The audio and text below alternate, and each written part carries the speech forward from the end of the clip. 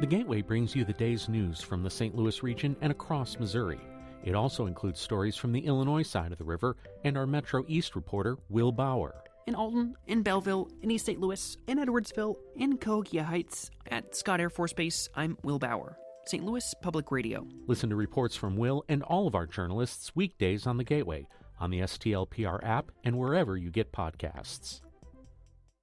Hello and welcome to the Politically Speaking podcast. I'm your temporary host for today, Jason Rosenbaum. Chris McDaniel is on assignment. Joining me today is Joe Manis. And our very special guest, Blaine Luetkemeyer, a U.S. Congressman from the 3rd District of Missouri. Thank you very much for joining us on this show today. Before we get into kind of your political background and your personal background, tell me a little bit about your district because it spans a lot of territory. It's a pretty expansive district from what I know. Yeah, with redistricting in 2012 as a result of the census, Missouri lost a congressman, and we had a lot of significant changes. And so my district now encompasses Lincoln County, most of St. Charles County. Warren Franklin picks up about a third, half of Jefferson County, and then all the way back to central Missouri, which is Jefferson City, like the Ozarks, as the western edge of it. And that's, in fact, where I live. It basically goes right down the Missouri River, one county wide, and gets to central Missouri and gets a couple counties wide. But it's very lengthy, and obviously, though, the same number of people in the district as all the rest of them. That's constitutionally the way it has to be. Now, as you just mentioned, you are a resident of St. Elizabeth, which is in Miller County. Tell us a little bit about yourself and why and how you got involved in Missouri politics. Well, I'd always been involved in a lot of community activities, served on lots of the boards in locally, county, and a couple state board association folks, Missouri Bankers Association, what have you, because was in the banking business for a while. And, I raised a lot of hogs and cattle growing up. Went to college and got a degree, and then came out and was a bank examiner for a couple of years. Got in the banking insurance business as well, and waited till my kids were basically out of high school before I got involved in the political world as a state rep. Mm-hmm. And then we served as the director of tourism for a couple of years, and then after that we were asked to serve in Congress, and here we are. Why did you get involved in politics? I mean, why did you decide to be a state rep in the beginning? There must have been some issue or something that prompted you to decide you needed to do that. No, I think it's just a desire to serve the public, and you think you can help make a difference in the lives of people. I'm not a single-issue candidate. I have one burning desire to solve the world's problem on one particular issue, because I think anybody that goes into politics with just a single issue that they're trying to change or support or do something with is going to be very disappointed, because when they get there, they're going to realize that you've got to be more rounded than that. You have a lot of other issues you're going to have to be able to address. You're going to, constituents, 90% of them are not going to care about your particular issue. They're going to care about their issues. And so you as a state representative or a senator or a congressman or whatever are going to have to realize that you have to work on all these other issues to be relevant and to be pertinent to be able to do your job. And so when I got there, I was aware that I was going to be more multifaceted and understand a wide variety of issues. But I think that the job is such that you work on all these issues for the betterment of the people you serve and the state that you serve, and now in this situation with the Congress, the nation we serve. Now, you were involved in one of the more memorable congressional primaries in recent memory. But before we get into that, you actually before then ran for state treasurer in 2004. And the reason I mention this is not to dredge up bad memories, because you did not win that, but a couple of good things came out of that. One, as I was jokingly mentioning before the break, my good friend Tony Luetkemeyer used some of your signs to win the MSA election. But you are kind of part of this bumper crop of Missouri political figures who lost a statewide election and then later came back and maybe used that experience to win an election a few years later. In your case, it was Congress. After losing the state treasurer primary, Claire McCaskill lost the governorship before she won U.S. Senate. Jay Nixon lost a U.S. Senate race a couple times before he became governor. Do you think that race in 2004 kind of helped you maneuver through the zany Mo 9 primary in 2008, or do you think it was other things that kind of got you over the top in that race? Well, I think it gives you a sense of the level of campaign you have to run to be able to win at the level that we're at. I think also having run statewide, you build a network, and I think even my opponent, whenever we were talking after the race, complimented us and said we'd run one of the finest grassroots campaigns they'd ever seen. And we obviously didn't win, but I think we set the stage for the 08 race whenever we were able to network back with all the different people from all across what turned out to be the 9th District. I also was the 9th Congressional District Republican chairman, so I was Kenny's chairman for the entire district. So I had a lot of networking ability. I was a state rep. I'd also been part of the leadership team that helped recruit some of the candidates that won in 03. And as a result, had a lot of name ID, the network built up there that could actually be effective for us. And we built on that when we built our campaign for the 08 congressional race. Now, let's kind of set the stage because a lot of our listeners may not know how whirly-burly this primary was. So in 2008, he's smiling when I say the word whirly-burly. Now, first, I want to interject something, too. The congressman is now one of two members of the Missouri congressional delegation, but he was the first, who went from the State House to the U.S. House. And that's very unusual. I mean, for someone to be a state rep and then go to Congress. I mean, Sam Graves was in the State House, and so was Lacey Clay, but they were state senators. Correct. But yes. So in 2008, Kenny Hulshoff decides to run for governor after Matt Blunt decided not to. And that opened up the 9th District, which had previously been a pretty safe Republican seat, but had Democratic history to it. Harold Volkmer was Hulshoff's predecessor, and there were Democratic predecessors before then. And in your case, there were 4 other people in this primary. One was kind of an also-ran opponent named James Bashir, I think, who I never actually met. There was Brock Olivo, the football player, who we all know and love. Danny Moore, a state rep from Fulton. But your main opponent was Bob Onder, who was a state rep from St. Charles, and probably your most serious opponent in that race. And on the other side, you had Judy Baker, state rep, Ken Jacob, a former state senator, Steve Goff, former Speaker of the House, and Lyndon Bodie, Marion County presiding commissioner. So now that was kind of a verbose explanation of what happened and the there. 9th District, which no longer exists, spanned roughly from Columbia all the way up north to the border, took in Hannibal. It was a rather expansive district. Actually, from the Ozarks to right, Lake St. Louis and all the way to Iowa. Yeah. Right. So it's expansive district. So that was, out of all your congressional campaigns, that was by far the most active. All your other congressional campaigns, you've either not had Democratic opponents or they've been pretty weak ones. What was it like running in that campaign, and what was it kind of like especially when it got a lot of national attention and national people kind of got involved, both for and against you in that contest? Obviously, the national attention was something that we couldn't coordinate, so therefore you didn't know whether they were going to come in or not. And so you were hoping that you'd get some help. But we got outspent by $1 million total in the race and still managed to win. But it was the primary was difficult because I knew most of those folks in the primary. They're good friends, and you never want to go run against your friends. But I had some people come to me and say, we've got a lot of good people in the race, Blaine, but I'm not sure they can actually win the primary, win the general, because you could see a wave coming from the Obama campaign was going to really, there was a lot of negativism toward Republicans as a result of the Bush years, and Obama was a very electric candidate. He really energized the people, and as a result, they were concerned we were going to lose the race, that seat altogether. And so they came and recruited me, and I said yes. And it was a meat grinder. I'm telling you, it was really difficult because you ran against your friends to win the primary, and then the general. They threw everything at us but the kitchen sink. Yeah. We were able to catch a couple of the media folks in Columbia who actually made stuff up, and we challenged them on it, and they had to go back and have to withdraw some of their comments and admitted that they had done these things, and some of it wound up in a commercial, which they had the commercial eventually pulled. So, and I told my wife and family whenever we were deciding whether to run or not, I asked them, I said, can you really stand what's going to happen in this race? Because I'm a really boring person. My background is pretty vanilla. And I said, so they're going to have to, there's nothing in my background to go after, so they're going to have to find something. And if they can't find anything with their legislative record, they're going to have to make something up on me. And so that's what they did. And boy, they said, oh, yeah, we can handle it, Dad. Sure, we can handle it. And lo and behold, the first commercial comes out where they make some stuff up. and my daughter and my dad, they went ballistic. They just went nuts. And I said, look, I told you this was going to happen. So we just have to fight back. You know, we have a lot of good people who know me.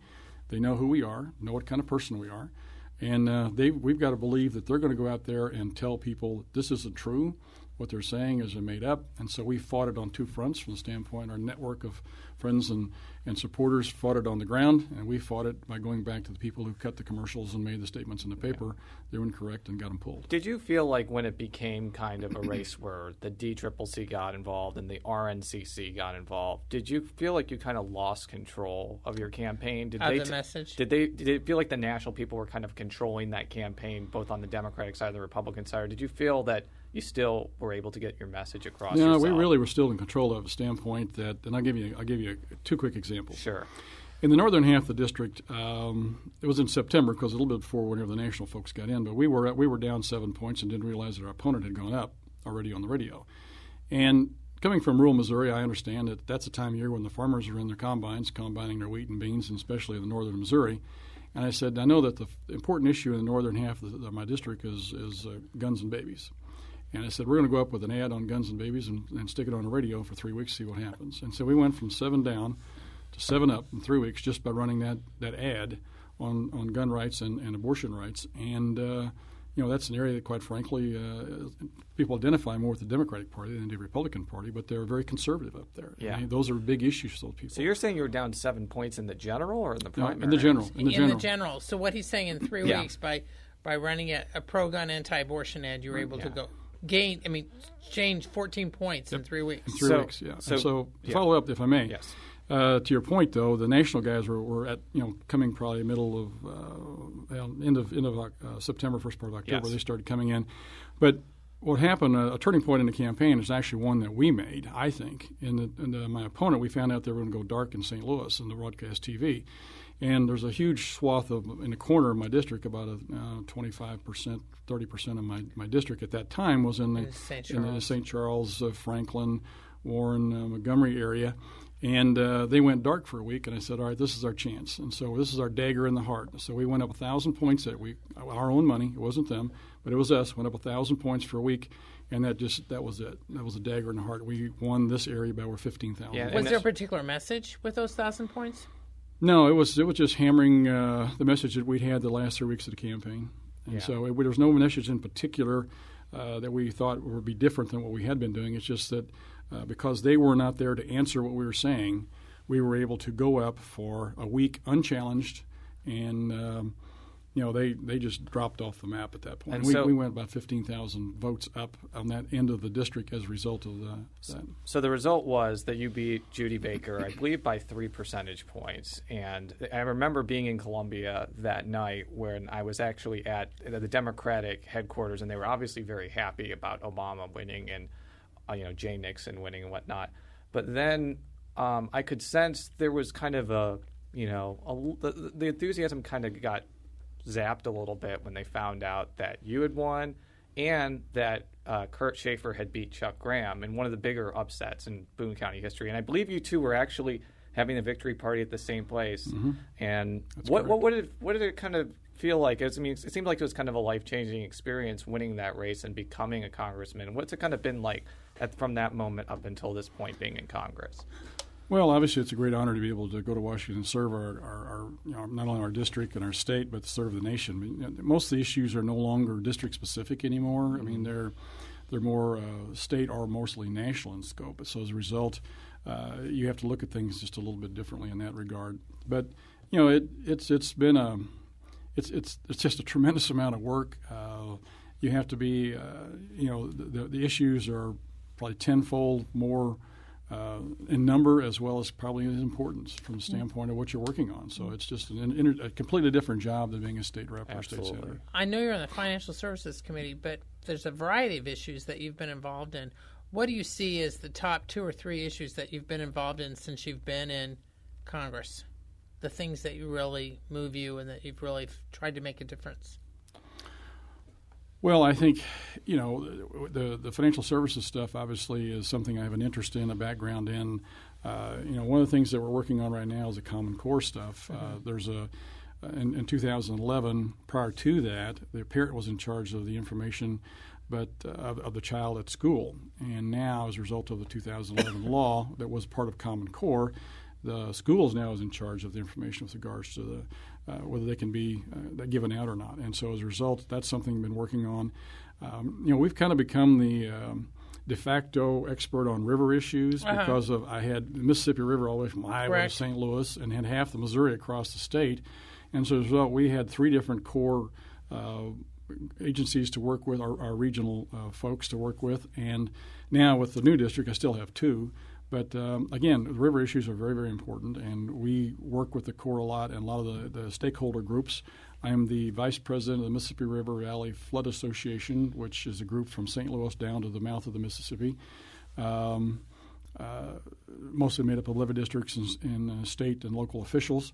And their goal is to maintain adequate levee funding and flood control to make sure they don't lose what's behind it. And so we're involved in a myriad of issues. And you start picking one out, well, pretty soon 2 to 4 others will pop up here, so I can spend the rest of the afternoon talking about it. But every issue is important. One of the things that we were able to do is, a lot of people don't realize is we were the ones who led the charge on the child farm labor rule. The Department of Labor tried to issue a rule that said was so restrictive that if you'd had a 14-year-old child that wanted to cut the neighbor's grass with a riding lawnmower, you wouldn't be able to do it because the rule was so restrictive. And so we were able to push back on that and stop that nonsense. And we fought a fiduciary rule proposed by the Department of Labor, which they're going back through right now and trying to reauthorize it again.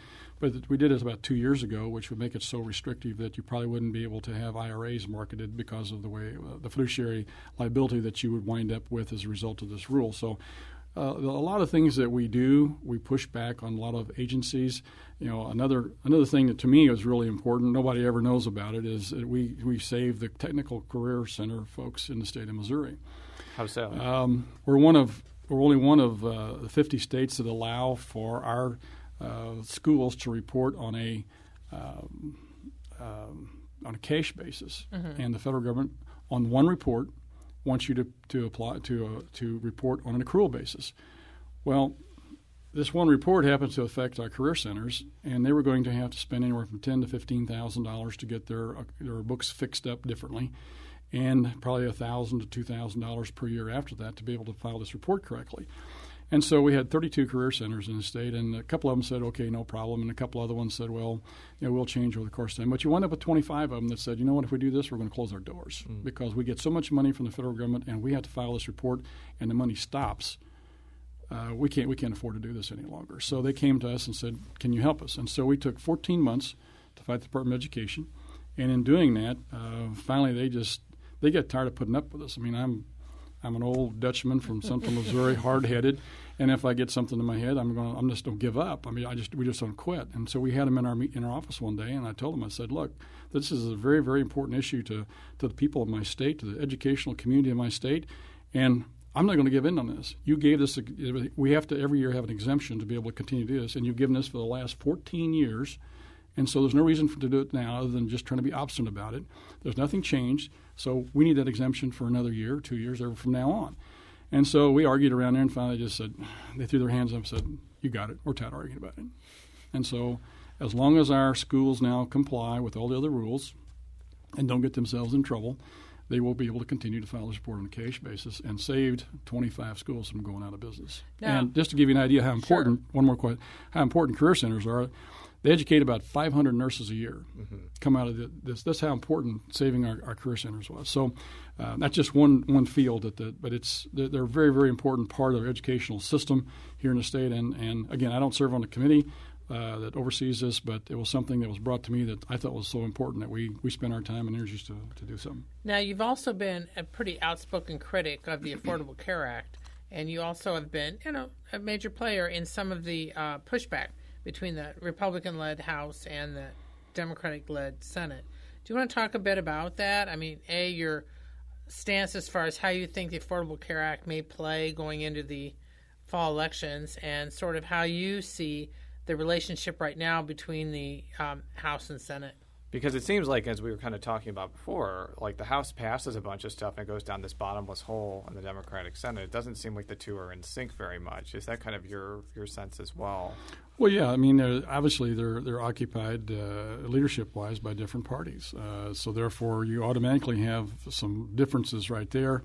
Also, ideologically, that it's just not working. And right now the Senate is trying to defend all the president's policies, and including the Affordable Health Care Act.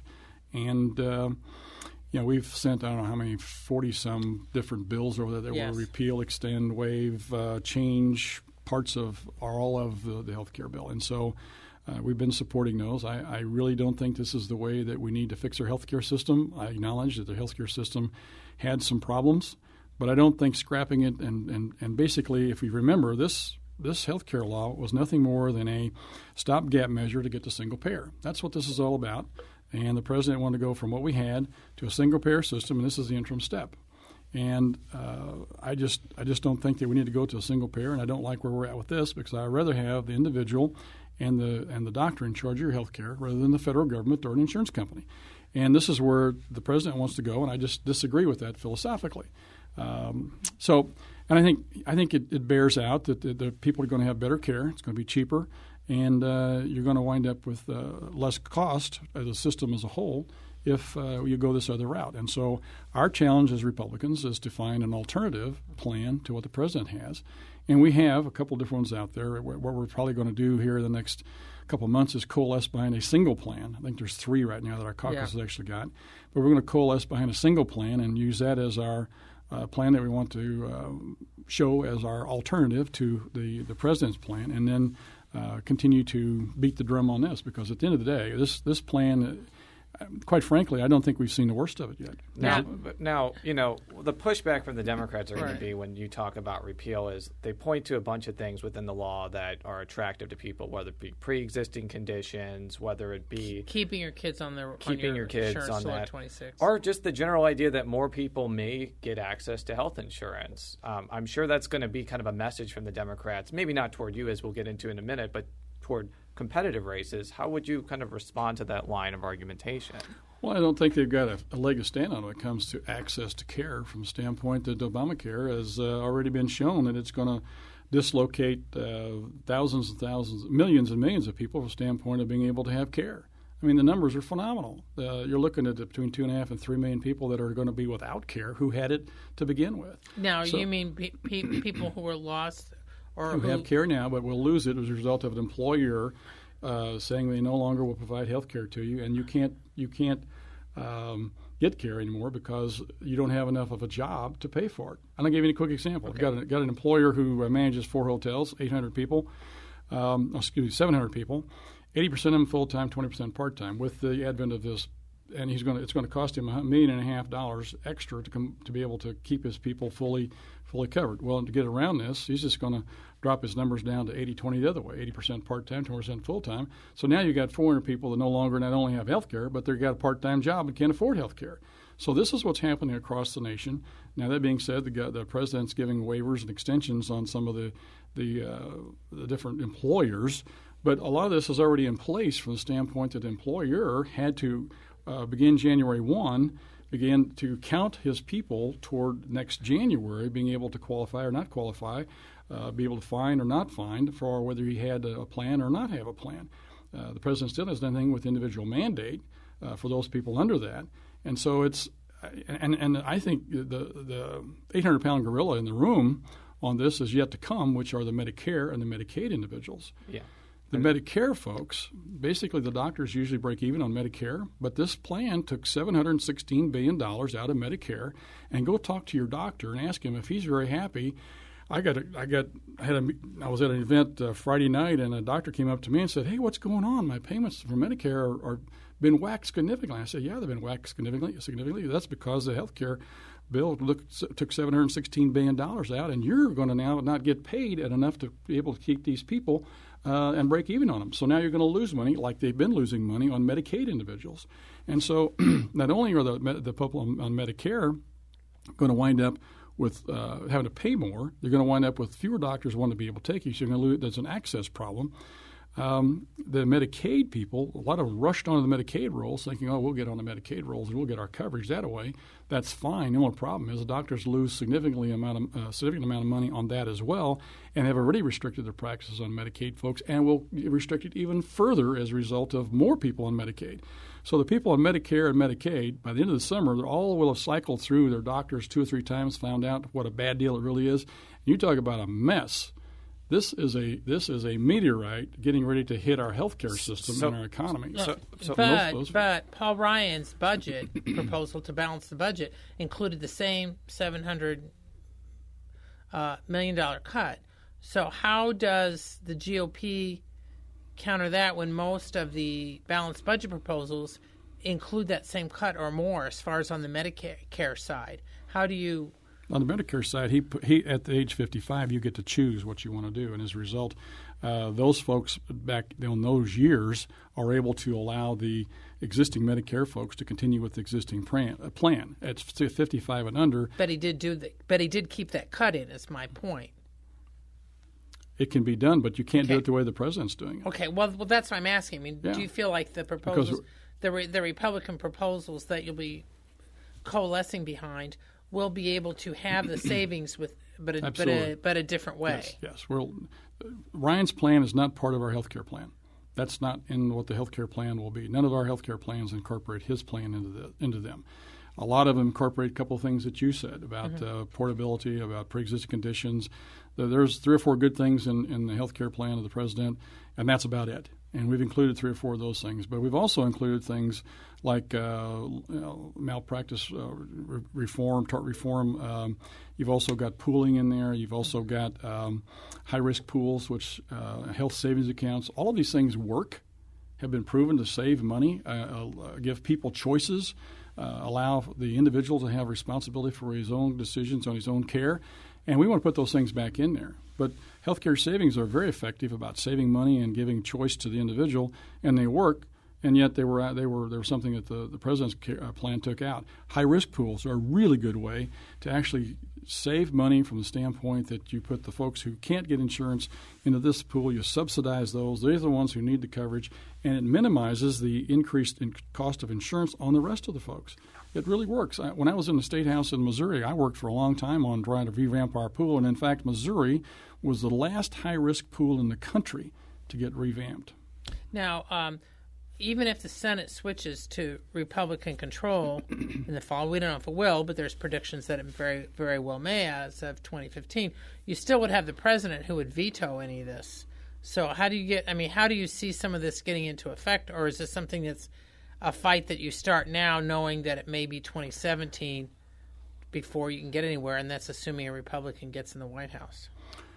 Well, I think there's 2 approaches. I think you've just mentioned them both here. I think one is you do your job, which is to find solutions to the problems that we have, and put together bills that will address those problems, and then drop them on the president's desk, and it's up to him to say yes or no on them. And if he says no, well, then in the next election we can say, look, we've got plans, we've got solutions, we've already passed them. They're laying on the president's desk that can solve our health care situation and change us, put us in a different direction where the patient and doctor's in charge of your care instead of the federal government.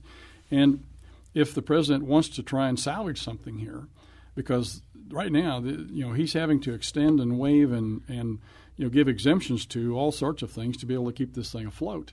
It would implode on its own if he wouldn't do that. But by doing what he's doing, he's allowing it to continue for a while.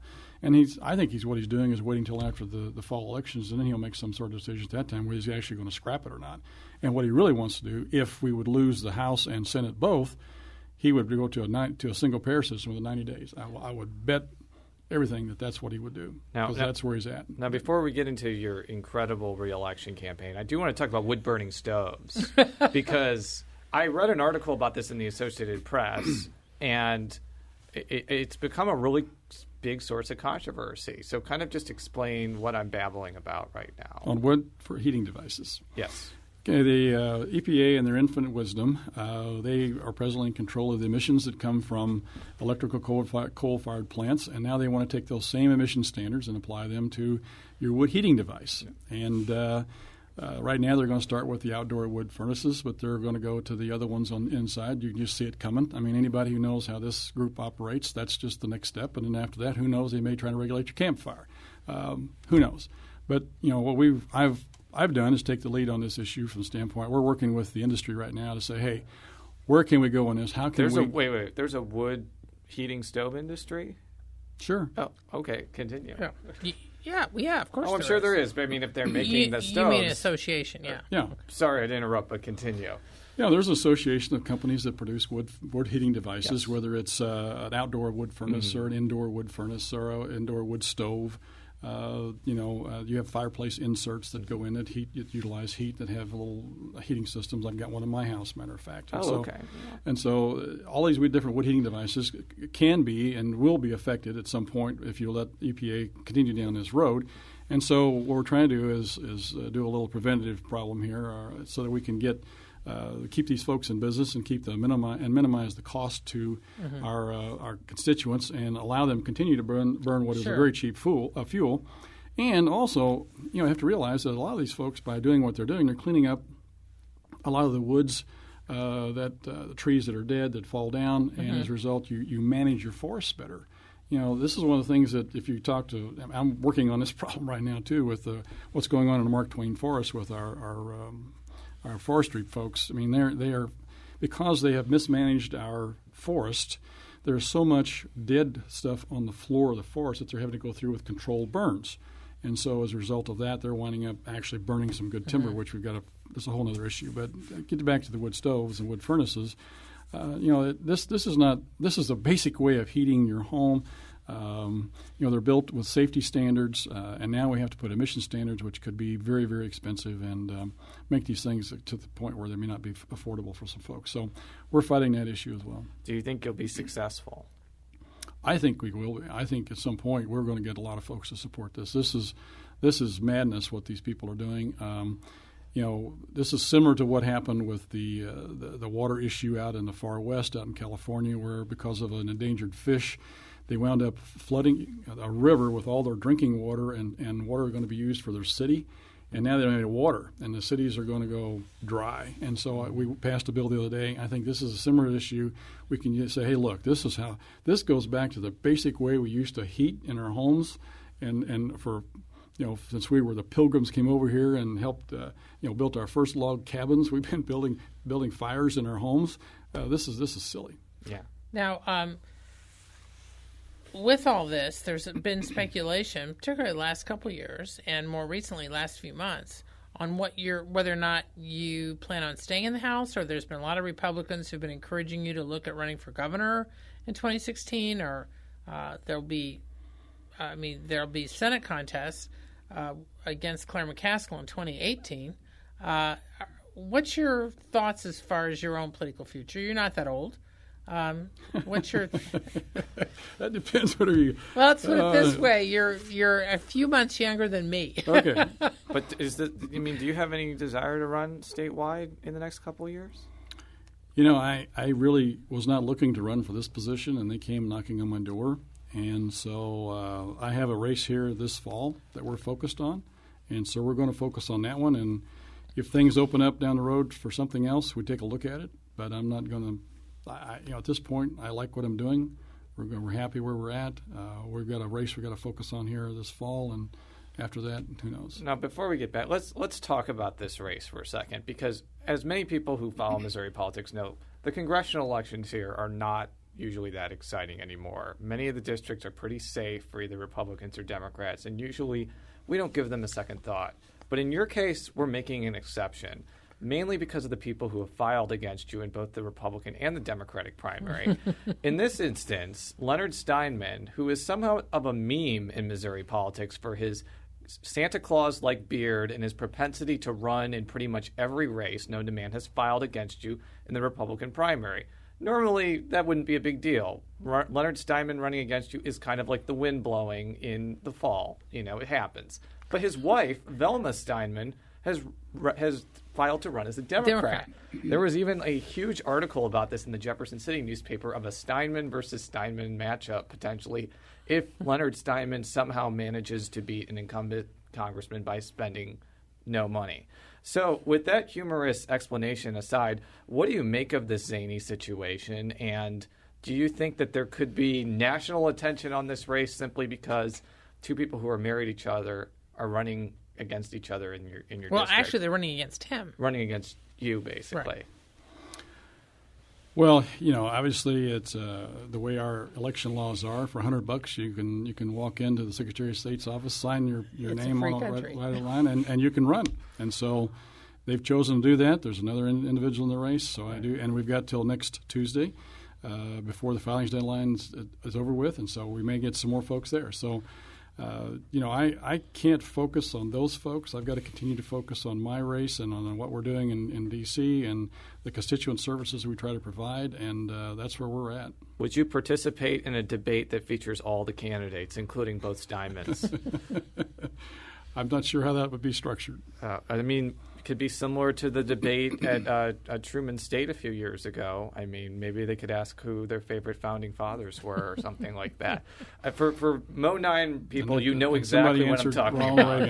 Okay. You know exactly. But kind of going back to what Joe was talking about before, 2016 is going to be a big year for Republicans in the state. We had Catherine Hanaway on last week, who's running for governor. Who knows? Maybe you'll be in that gubernatorial contest. People have to learn how to spell your name. Luetkemeyer. Did that with no paper, by the way. What do you think? What do you see the prospects for the Republicans in 2016, and do you see yourself as a part of that? Well, I think we'll be a part of it from the standpoint that I still enjoy the job, and as long as my health is good, I would anticipate I'll be running again, and we're going to continue to help whoever the ticket is. I have been, if you've listened to me or been around me very much or heard me speak very much, you know that I continually talk about one of the problems that we have as a party is that we're divided. And that right now is an opportunity for us as a party to win a lot of statewide as well as national races as long as we stay unified. And so I continue to preach this message of unity from the standpoint that I believe that our country is in danger. I see this president taking us down a road that we don't need to go down and endangering our future. And to me, this is a very impactful time, and if we as Republicans stand on the sidelines and nip at each other's heels instead of uniting and trying to elect candidates, whoever a candidate is, I think we have nobody to blame but ourselves if we lose our country. So I am, continually talking with lots of different candidates and lots of different folks, trying to get everybody to continue to support our ticket. I think we as Republicans represent the ideals and principles that most people espouse and believe in. I think we represent the ethics of the country and how our country was founded. And I think our set of principles and values are easy to sell because they resonate with the general public and the voting folks. And we just have to do a better job of messaging. We as Republicans are lousy at messaging. And we've got to do a better job of that. And I think we can do that if we can articulate a message, for instance, on the health care bill where we have an alternative. Say, look, this is not the way you want to go. We want to go back to a patient-centered, doctor-centered system of health care. That will resonate with the people if you've got a plan that works. So I think we'll be engaged and involved, and we're going to continue to be as much as we can. I also like to support my local state rep, state senate candidates. To me, it's important to support all those folks as well. One quick question before we go. Are you going to get involved in the 2nd District senatorial race? Could we see you endorse Bob Onder potentially? Well, I will be more than happy to support it, and we're going to work for the candidate who comes out of that race. But we're not going to get in the middle of a primary. That would have made awesome imagery if you got behind your former opponent, but you're going to have to fight it out in that. But anyways, I'm getting the sense that we're out of time here. So I want to thank you very much for coming in today. It was a blast from the past and the present. So to close us out, you can find all of our stories at stlpublicradio.org. You can follow me on Twitter at jrosenbaum. You can follow Joe at J Mannis. That's JMANNIES. And you're actually one of the last Missouri congressmen to join Twitter. You're at Blaine Press, if I'm not mistaken. That's correct. And congratulations on that, by the way. And thank you for being on the show. My pleasure. Until next week, so long. So long. If you have a smart speaker, you have access to the entire world of NPR and St. Louis Public Radio. All the latest news and all the captivating stories. Activate our voices with yours by telling your smart speaker to play St. Louis Public Radio.